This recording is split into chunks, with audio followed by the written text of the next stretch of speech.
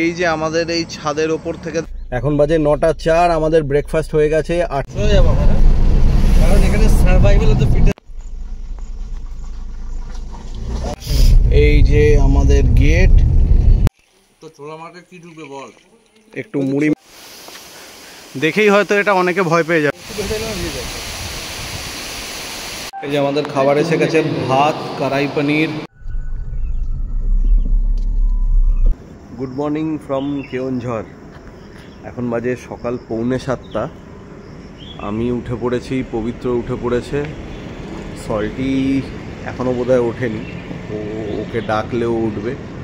ও খুব দুঃখিত কারণ কাল রাতে ইউরো কাপে সুইজারল্যান্ড ইংল্যান্ডের কাছে হেরেছে, যেখানে সুইজারল্যান্ড খুবই ভালো খেলে।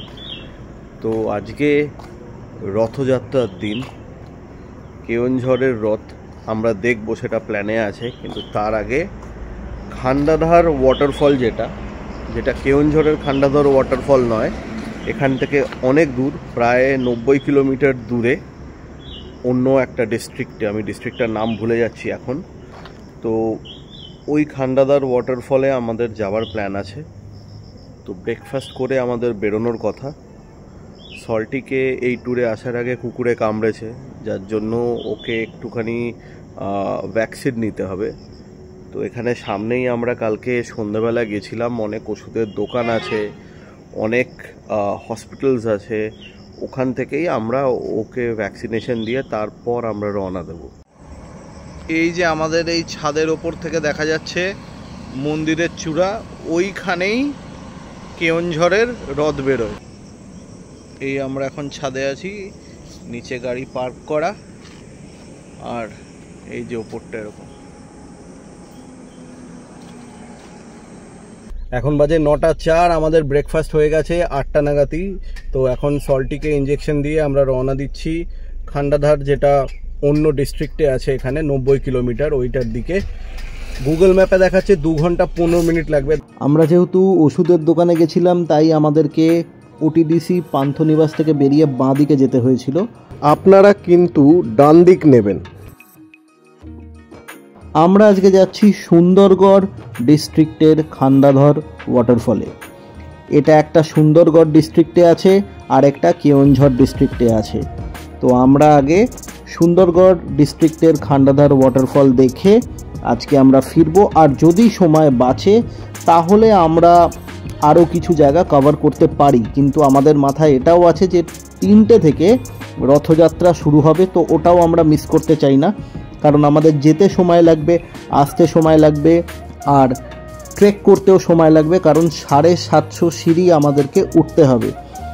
ভিউ দুর্ধর্ষ, ভাষায় প্রকাশ করা যায় না। আর যারা গাড়ি চালাতে ভালোবাসেন, এটা আপনাদের জন্য নিঃসন্দেহে একটা মেমোরেবল ড্রাইভ হবেই। তো আমরা এখন মেন রাস্তা থেকে একটুখানি ঢুকে পড়েছি।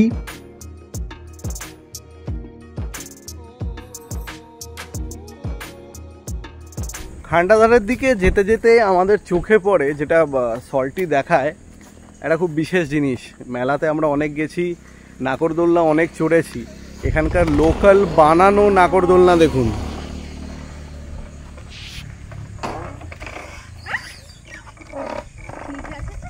আমাদের এখনো প্রায় 1.5 ঘন্টা লাগবে। আমরা মাঝখানে একটু দাঁড়িয়ে পড়েছি চা খাবার জন্য, একটা গ্রামের মধ্যেই। দেখুন, একদম সিম্পল জায়গা, গাড়ি রাখা ওই যে ওইখানে। তো দেখি, আপাতত লাল চাই বলেছি, কারণ সকালে আমরা দুধ চা খেয়েছিলাম।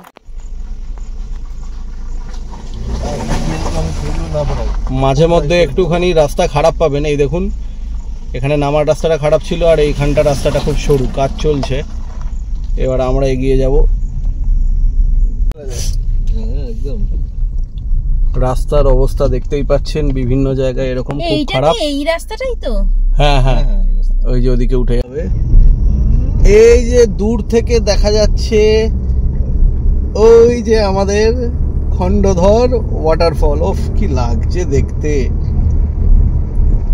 এই যে টিকিট কাউন্টার, আর এখান থেকে টিকিট কেটে এখন যদি আপনারা এমনি দেখতে আসেন, ওই যে সামনে গেট দেখা যাচ্ছে, 25 টাকা পার হেড, আর গাড়ির জন্য 60 টাকা করে নিচ্ছে। সামনে হাতি দাঁড়িয়ে সুর তুলে স্বাগত জানাচ্ছে। 11:15 বাজে। আমরা মাঝখানে আধ ঘন্টা মতন ওই চা খাওয়ার হল্ট নিয়েছিলাম, সেটা যদি বাদ দিই তাহলে হিসেব মতন আমরা 2 ঘন্টার মধ্যেই কিন্তু এখানে পৌঁছে গেছি। কিন্তু ওই আধা ঘন্টা হল্ট নিয়ে মোটামুটি 2.5 ঘন্টার কাছাকাছি লাগলো। তো এখন আমরা এখানে গাড়ি পার্ক করে শুরু করব 750 সিঁড়ি ওঠা।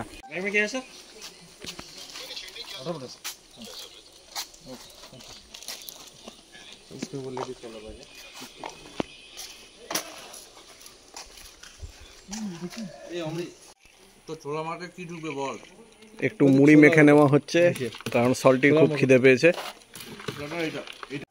ওখান থেকে মুড়ি ছোলা কিনে আমরা রওনা দিলাম। ওখান থেকে এসে বাঁ দিকে এই গেট দিয়ে এগিয়ে যেতে হবে।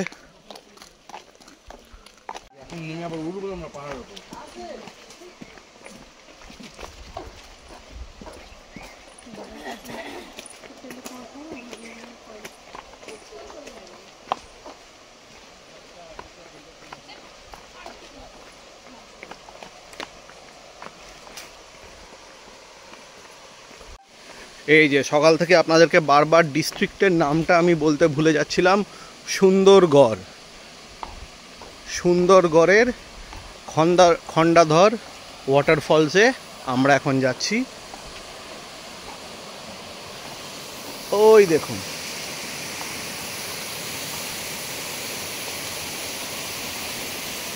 আমার পেছনে এই হলো 750 সিঁড়ির কাউন্ট শুরু। আর সত্যি কথা বলতে গেলে আপনি যদি ট্রাভেলার হন, আপনার যে লক্ষ্য সেটা কত দূর সেটা আপনি বুঝতেই পারবেন, কারণ ঝর্ণার আওয়াজ, ওয়াটারফলের আওয়াজ আপনি এখান থেকেই শুনতে পাবেন। এই জিনিসটাই আপনাকে মোটিভেট করবে আরও এগিয়ে যাওয়ার জন্য।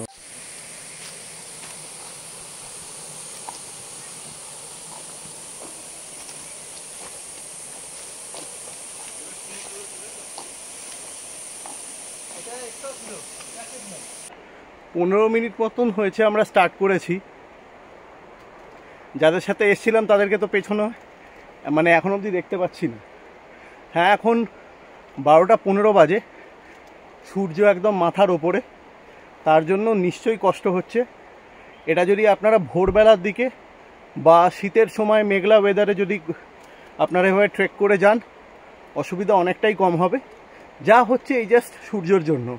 আর যারা মোটামুটি ট্রেক খুব একটা করেন না, তাদের এটা কিন্তু টায়ারিং লাগবে, কারণ সিঁড়ি 750 সেটা কিন্তু ভালো কাউন্ট। ঠিক আছে, একটু আমি এখানে ওয়েট করে যাচ্ছি। আমার মনে হচ্ছে আমার বন্ধু বান্ধবরা এসে গেছে, তো এবার আমি আবার স্টার্ট করব। প্রিয়াঙ্কা মাঝখানে দাঁড়িয়ে পড়েছিল, ও সিঁড়ি গুনছে, কিন্তু সত্যি কথা বলতে গেলে সিঁড়ি গোনা আমার মাথাতেই আসছে না, কারণ এদিকে ঝর্ণার জলের আওয়াজ, ওটাই আমার মোটিভেশন। বেশ ভালো লাগছে, কিন্তু চারপাশটা দেখুন।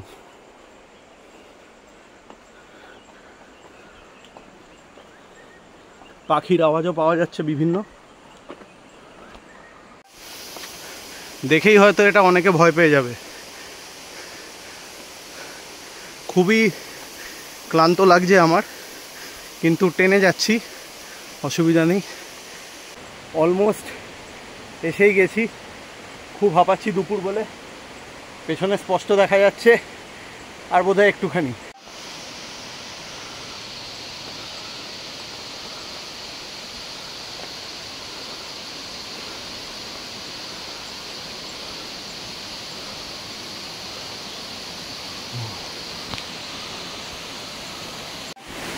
যেই জন্য এত কষ্ট করে আসা আমার ঠিক পেছনে। এখান থেকে এসে এই নিচে নামতে হবে, ওখানে প্রবেশ নিষেধ। উফ, কি দারুণ, কি দারুণ। বর্ষাকালে এলে, জুলাইয়ের এন্ড বা অগাস্টে আরও দারুণ।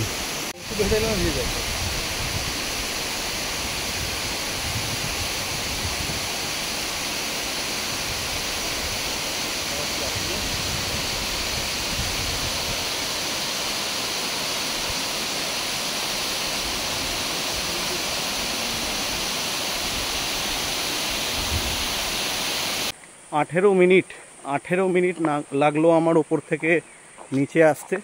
ওঠার সময় অনেক টাইম লাগে, ওরা যেহেতু অনেক হল্ট করেছে বলে টাইম লেগেছিল, আমাদের ওয়েট করতে হলো। এখন বাজে 1:20। আমাদের প্ল্যান হলো এখন এখান থেকে বেরিয়ে বাইরে একটা রেস্টুরেন্ট আছে জাস্ট গেটের বাইরে, ওখানে লাঞ্চটা করে নিয়ে তারপর কেওনঝড় ফেরত গিয়ে ওখানে ফ্রেশ হয়ে রথযাত্রা দেখতে যাব। আমি ওপর থেকে নিচে নেমে প্রায় 20 মিনিট হয়ে গেল এখানে বসে আছি। একটুখানি ORS জল খেলাম, এখানে একটু স্প্রাইটও খেলাম, জলের বোতল নিলাম। 20 মিনিট হয়ে গেছে, এখনও ওনারা নামেননি, জানি না আরও কত সময় লাগবে। প্ল্যান হলো এখান থেকে বেরিয়ে ঠিক এখানে লাঞ্চ করার জায়গা আছে, তো এই জায়গাটা লাঞ্চ করে তারপর আমরা আবার OTDC যাব ফ্রেশ হতে, তারপর রথযাত্রা। এবার রথযাত্রা কতটা দেখতে পাবো বুঝতে পারছি না, তার কারণ আমাকে এখানকার লোকজন বললেন যে মোটামুটি শুরু হয় এটা 3টে থেকে, আর এখন অলরেডি কিন্তু 1:40 বেজে গেছে। এখানে আমাদের এখান থেকে যেতে 2 ঘন্টা 15 মিনিট এরকম কিছু লাগবে। তারপর এখানে লাঞ্চ 3টে তো কোনো মতেই না, আমার মনে হয় হয়তো আমাদের পৌঁছাতে 4টে 4:30 বেজে যাবে। এই যে এসছি এখন আমরা এখানে লাঞ্চ করতে খণ্ডধর ক্যাফে, দেখতে তো খুবই সুন্দর। এই যে আমাদের খাবার এসে গেছে, ভাত, কড়াই পনির, ডাল, এখানে হয়েছে গিয়ে এটা কি যেন চিকেন কড়াই চিকেন, আর সল্টির এখনও প্লেট খালি, কারণ সল্টির ফ্রাইড রাইস আসছে। খুব ভালো লাঞ্চ করেছি আমরা, প্রত্যেকটা আইটেম দারুণ ছিল, সার্ভিস খুব ভালো। এত ভালো সার্ভিস আমি এখানে একেবারেই এক্সপেক্ট করিনি। তো এখন আমরা তাড়াহুড়ো করে বেরিয়ে যাব, কারণ 3টে বাজে অলরেডি, রথ দেখতে পাবো কি না জানি না। 3:05 বাজে এখন, আমরা রওনা দিচ্ছি কেওনঝড়ের দিকে। এর মধ্যে শুরু হয়ে গেছে বৃষ্টি, ঠিক আছে, দারুণ লাগছে ওয়েদারটা, রথটা যেন দেখতে পাই। ফাঁকা গ্রামের রাস্তার মাঝখান দিয়ে আমরা এগিয়ে চলেছি, ডান দিকে বাদিকে যেদিকেই দেখি খালি সবুজ, আর কি চাই।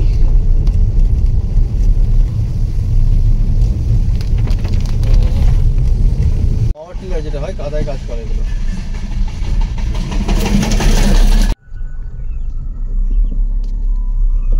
এই যে ঘুগনি শুরু হয়ে গেছে রথ উপলক্ষে, এটা গ্রামের রথ।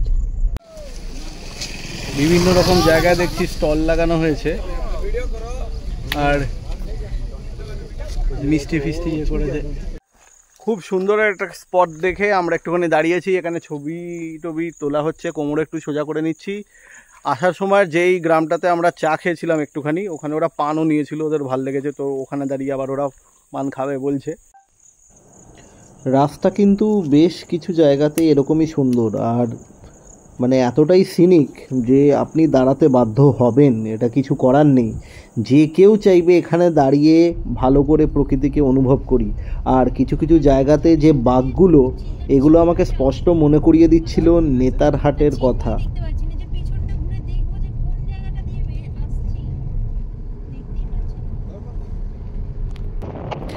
এটা একটা অসাধারণ দৃশ্য, মানে এটা সত্যি নাকি এটা কারুর আঁকা ছবি সেটা বোঝা যাচ্ছে না। বিভিন্ন সবুজের রং যেন তুলি দিয়ে তুলে ধরেছে কেউ।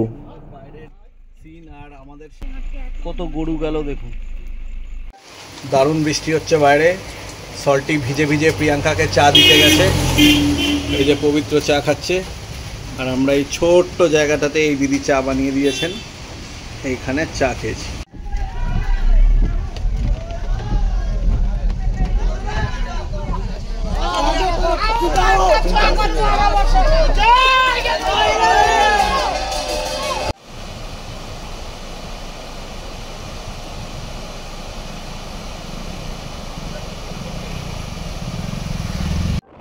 ফেরার সময় আমরা পুরো পাহাড়ের ওপরে কেওনঝড় শহরটাকে আমরা দেখতে পাচ্ছিলাম।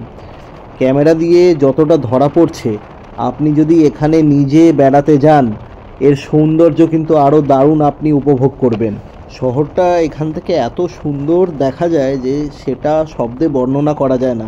আর এখানে কাছাকাছি একটা ওয়াচ টাওয়ারও আছে, সময়ের অভাবে আমরা সেখানে যেতে পারিনি, কারণ আমাদেরকে এখন রথযাত্রা দেখতে যেতে হবে।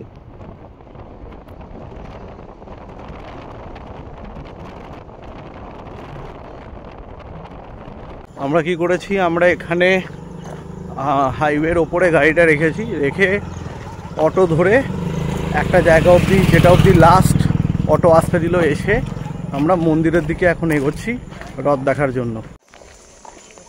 এই যে দেখা যাচ্ছে মন্দির, রথ সামনাসামনি কোথাও থাকবে,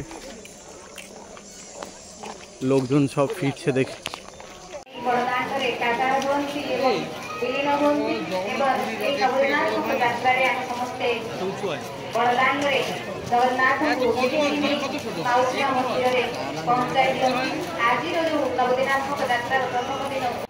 পৃথিবীর সবচেয়ে উঁচু রথ হলো কেওনঝড়ের রথ।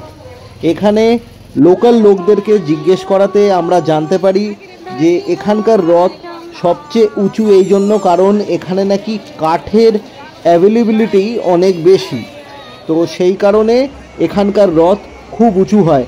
কাতারে কাতারে মানুষ এসছে, কাতারে কাতারে, আপনারা এখানে ভিড় দেখে বুঝতে পাচ্ছেন। রথের ওপরে কত মানুষ উঠেছে খালি দেখুন। এখানে শুধুমাত্র যারা ব্রাহ্মণেরা, পুরোহিতরা তারা আছে তা নয়, প্রচুর ভক্ত যারা সকাল থেকে উপোস করে আছেন তারাও এখানে ওঠার সুযোগ পান। আর এখন প্রস্তুতি নেওয়া হচ্ছে রথযাত্রার।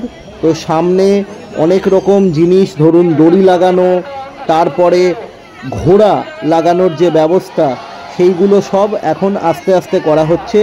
অনুষ্ঠানে একটু বিলম্ব হয়, তার কারণ বৃষ্টি হচ্ছিল বলে। তবে আর ওনারা দেরি করবেন না, আর কিছুক্ষণের মধ্যেই রথযাত্রা শুরু করা হবে। অনেকক্ষণ অপেক্ষা করার পর তারপর আমরা যখন দেখলাম যে ঘোড়া লাগানো হচ্ছে, তখন আমাদের মনের মধ্যে উৎসাহ একটু বেড়ে গেল, কারণ ঘোড়া লাগানো হলো গিয়ে একদম অন্তিম স্টেপ। সুতরাং ঘোড়া লাগানো হচ্ছে মানে কিছুক্ষণ পরেই রথ ছাড়া হবে।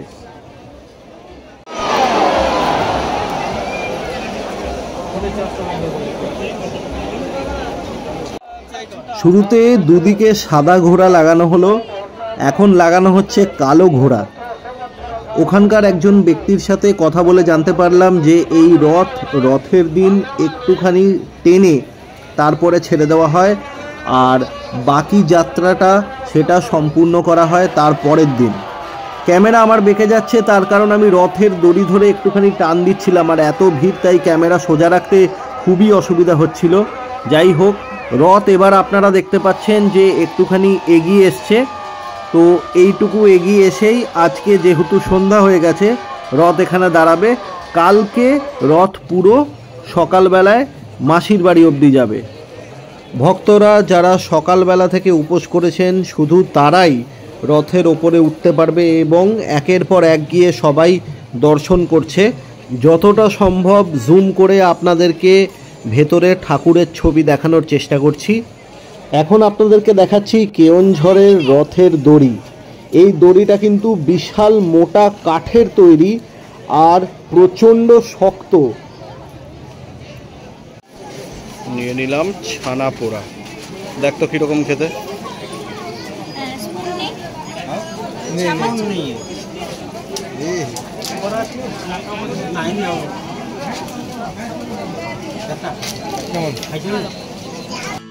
মেলা থেকে ছানা পোড়া খেয়ে ব্লগ আমরা ওখানেই শেষ করলাম।